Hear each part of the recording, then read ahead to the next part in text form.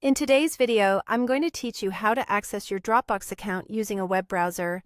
First, ensure you have a stable internet connection, as this will make the process smooth and quick. Start by opening your preferred web browser. It could be Chrome, Firefox, Safari, or any other browser you feel comfortable using.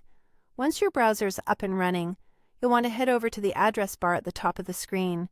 Here, type in the website URL https://www.dropbox.com.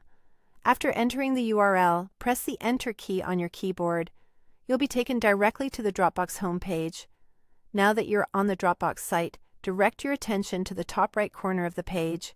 You'll see the Sign In button prominently displayed there. Go ahead and click on Sign In. This will take you to the Login page where you can proceed with accessing your account. On the login screen, you'll notice two blank fields requesting your credentials.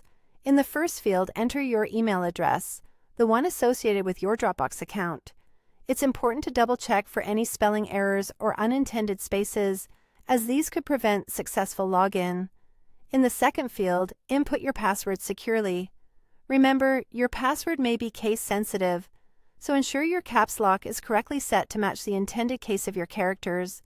If you're using a shared computer, it's wise not to save your password on the browser for security reasons. After carefully entering your information, the next step is to click on the Sign In button again. This button is located just below where you entered your email and password.